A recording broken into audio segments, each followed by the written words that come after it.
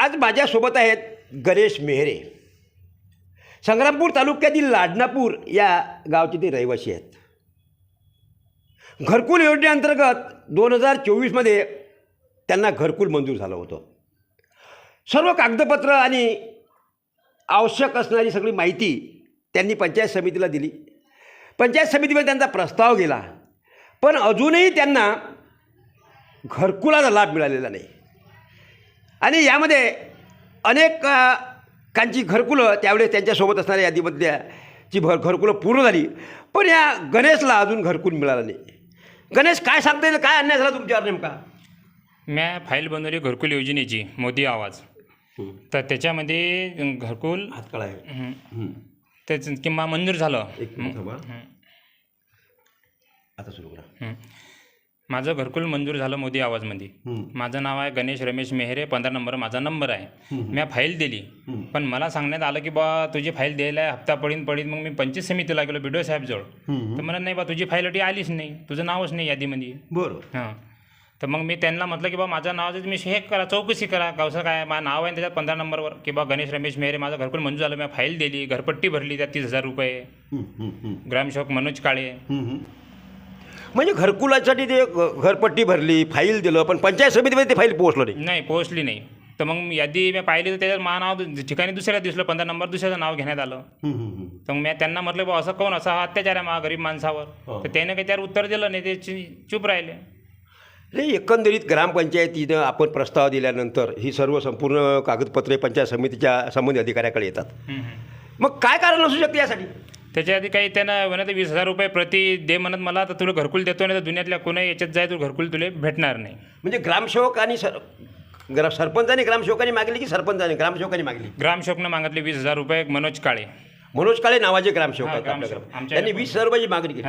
मग इतरांनी त्यांना तसे पैसे दिले होते का त्यावेळेस? हा, बहुतेक दिलीच असती ना, कारण की त्याला जर नंबर जर त्याचे काटले तर घरकुलमध्ये त्याचे पैसे घ्यायलाच आहेत त्याने 100%. मग त्याला घरकुल मिळाले कसे?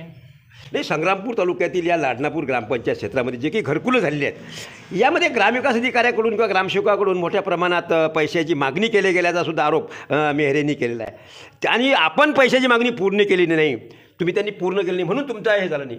बरोबर आहे. हा, बरोबर आहे. तसंच आहे. काटून बाजून फेकून दिली त्याने. पैसे देशील तर घरकुल, नाही तर घरकुल देणार नाही म्हणत. मग यानंतर काही पुन्हा प्रयत्न केला का आपण? आपण केला, डबलही केला, डॉक्युमेंट दिले याच्यावर, पण ते BDO साहेबने काही डिसिजन नाही घेतलं आणि ग्रामसेवक मनोज काळेंनी बी डिसिजन नाही घेतलं. याच्यापुढे मी जिल्हा परिषदला बी तक्रार दिला शिवची इकडे, आणि जिल्हा अधिकारी साहेब आपले कलेक्टर साहेब त्यांच्या इकडे बी पण मी दिली तक्रार. यानंतर काही उपोषण वगैरे असं काही आपण मार्ग अवलंबला होता?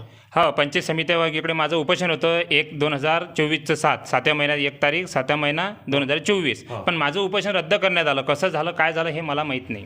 रद्द का करण्यात आलं नेमकं ते काहीच माहीत नाही मला, फक्त रद्द करण्यात आलं. तर तुम्ही उपोषणाला बसल्यानंतर तुम्हाला उठवण्यात आलं की काय? नाही, मग घेतलंच नाही. त्याने सही शिक्के मारून दिले त्या प्रस्ताव. त्याआधी मी गेलो 10 वाजता पंचायत समितीला. उपोषणाला बसणार होते तुम्ही? हा, उठणार होतं, पण त्याने घेऊन नाही दिलं. नाही म्हणा, उपोषण करू दिलं नाही. करू नाही दिलं. अच्छा, म्हणजे एकंदरीत तुमच्या मागणीच्या अनुषंगाने तुम्हाला उपोषण सुद्धा करून दिलं नाही. त्यानंतर काय केलं आपण? त्यानंतर काही नाही, मग मी ते याच्यामध्ये गेलो पोलीस स्टेशनला की बा ग्रामसेवकनं माझं घरकुल काढण्यात आलं, असं तसं केलं मी. पण म्हणजे पोलिसांकडे जाऊन न्याय मागण्याचा प्रयत्न केला, तरी बी माझा रिपोर्ट घेतला नाही त्या ग्रामसेवकचा. बस, बाकी दुसरं काही नाही. एकंदरीत अशा प्रकरणात प्रचंड असा अन्याय ग्रामपंचायती स्तरावरूनच मेहरेंवर झालेला आहे. पोलीस प्रशासन असेल, पंचायत समिती असेल, महसूल असेल, या सर्वांकडूनच या गणेशला या घरकुलापासून वंचित ठेवण्याचा प्रयत्न झाला. आणि आता आपल्याला काय करायचं आहे? मग आता आपल्याला फक्त एक तक्रार टाकायची आहे शिवकडा, किंवा माझ्या गावात येऊन मला घरकुल देण्याचे हे करावे. शिवसाहेबांना मी त्याची आग्रहाची विनंती करतो. एक जिल्हा अधिकारी साहेबच्या इकडे एक तक्रार दिलेली आहे, पण अजून त्यांना पोहोचली की नाही हे मला माहीत नाही. बरं. अजून आपण अनेक मंत्री, मुख्यमंत्री वगैरे यांच्याकडे हो, मी मंत्रालयामधून एक कलेक्टर ऑफिस आणि एक शिवच्या मेला टाकण्यात आली. मला त्याचे टोकन ID, ML ID आहेत. बऱ्याचशा वेळा तक्रार टाकल्यात मी. म्हणजे त्याचे काही उत्तर वगैरे आपल्यापर्यंत नाही, काहीच नाही, माझ्याकडे पोहोचूच नाही दिले. एकंदरीत या घरकुलाच्या बाबतीत गणेशवर प्रचंड अन्याय झाला, आणि त्यासाठी मागणी करत करत तो इव्हन देशाच्या पंतप्रधानापर्यंत सुद्धा त्यांनी पत्रव्यवहार केलेला आहे. जिल्ह्याच्या सर्व संबंधित यंत्रणाकडे केलेला आहे, तालुक्याच्या यंत्रणेकडे केला आहे, तरीही गणेशला न्याय मिळालेला नाही. त्यामुळे बिचाऱ्याचं घरकुलाचं स्वप्न अजूनही अपूर्ण राहिलेलं आहे.